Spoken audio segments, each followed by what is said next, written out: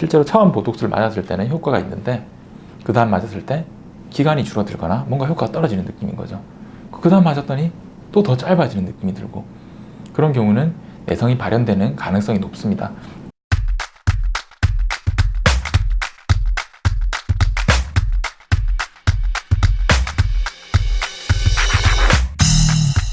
안녕하세요. 부산 해운대 센텀 피부과 DL의원 부드리 원장입니다.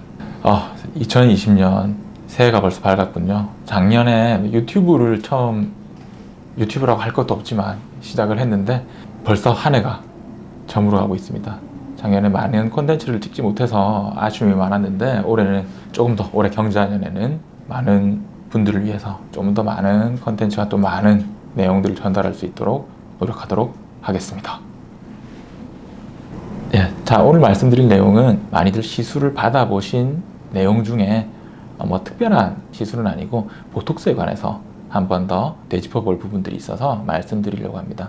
일단 먼저 내성은 우리가 항생내성 이런 말씀을 많이 들어보셨을 건데, 이제 내성이 무엇이냐, 그러니까 우리 몸 속에 있는 어떤 물질이 아닌 이물들이 들어오거나 약물이라든지 단백질로 구성된 형태들이 실질적으로 몸에서 면역 항체를 만들어내죠. 즉 그것을 이겨내기 위해서, 그것을 바깥으로 몰아내기 위해서, 그 작용을 억제하기 위해서 몸을 지키려는 거죠. 그것들이 항체를 형성하게 되는데, 그 단적인 예들이 우리가 잘 알고 있는 예방접종이겠죠. 약독화되어 있는 백신들을, 약화되어 있는 정말 사멸해가는 균들을 몸에 넣어서 걔를 이겨낼 수 있는 많은 무기들을 만들어내서 다른 나쁜 균주나 이런 것들이 들어왔을 때 우리 몸을 저해하지 못하게 만드는 항체라는 것은 좋은 것이라고 보는 게 좋을 것 같습니다. 우리 몸에 있어서는. 그렇다면 왜 보톡스 내성은 문제가 되고 있는가? 그렇죠. 보톡스 자체가 독소이기 때문입니다.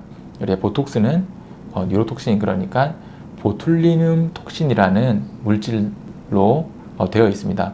그래서 근육을 움직인다거나 한 분비를 한다거나 이런 작용을 할 때 그 작용을 저해하는 물질이 되는 거죠. 그러니까 그 독소 자체가 신경 말단부에서 그 작용을 방해를 하게 되어 있습니다. 그러다 보니까 몸에서 느끼기에는 사실상 어떻게 보면 이거는 독소, 외부 물질인 셈이죠. 우리 몸에서도 보톡스에 관해서도 항체를 만들 수 있다, 이런 부분들이고, 실질적으로도 그런 작용이 일어납니다.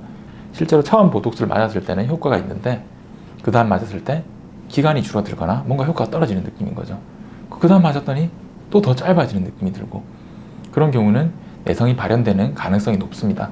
미리 짚고 넘어갈 거는, 또 내성이 생겨서 어떡하지 너무 걱정하시는 분들에게 실질적으로 따로 그 내성에 대한 치료제 이런 것은 없어서 일반적으로 지금까지 출시된 논문들에 의하면, 연구에 의하면 한 4-5년 정도 보톡스를 시술을 안 받고 지내고 나서 다시 재시행을 했을 때 또 효과가 나타난다, 이런 보고들도 있으니까 일단은 조금 기다려 보시는 게 어떨까 싶습니다. 그렇다면 보톡스 내성 생기는 걸 어떻게 확인을 하느냐, 내성이 있는지를 어떻게 확인을 하느냐, 이런 부분들이 있겠는데, 보통 내성은 우리가 일반적으로 피 검사를 하거나 이렇게 하는 게 실질적으로 내성을 찾는 게 맞는 방법이긴 하죠. 그런데 보톡스 같은 경우는 굉장히 복잡합니다. 피 검사를 하게 되는 경우 국내에서 하기도 힘들고 개인 의원에서 하기도 힘듭니다. 그래서 일반적으로 하는 검사들은 근육을 이용한 검사, 그게 무엇이냐면 놓는 거죠. 보톡스를 실질적으로 말 그대로 이마라고 치면 프론탈리스 검사인데, 이마의 한쪽 면만 보톡스를 놓는 겁니다. 그러면 어떻게 되겠습니까? 한쪽은 주름이 펴지고 한쪽은 주름이 지어진다면 내성이 없는 거죠. 없는데 둘 다 지어진다.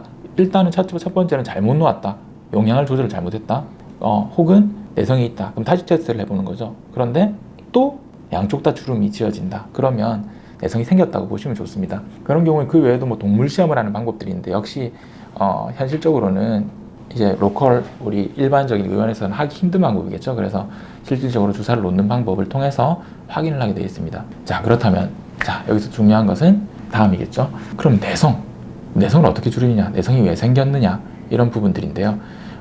많은 연구에 의하면 크게 두 가지로 볼 수 있습니다. 내성이 생기는 원인 자체는 어찌되었든 굉장히 많은 고용량을 맞는다와 100유닛 이상, 보통 일반적으로는 얼굴에 있는 잔주름들은 100유닛 이상을 놓기가 어렵죠. 종아리 보톡스라든지 승모근 보톡스라든지 이런 부분들을 너무 작게 시술을 하는 경우, 또는 적은 용량이더라도 계속 자주 맞는 겁니다.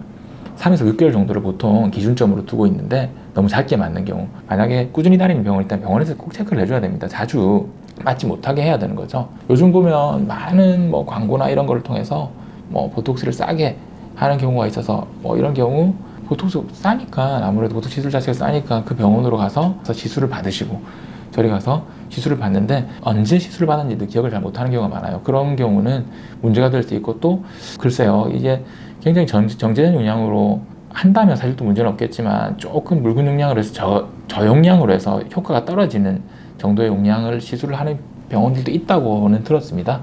저희는 아니고요. 어쨌든 그런 시술들이 잦아지게 되면 아무래도 내성이 생길 발현율이 높겠죠.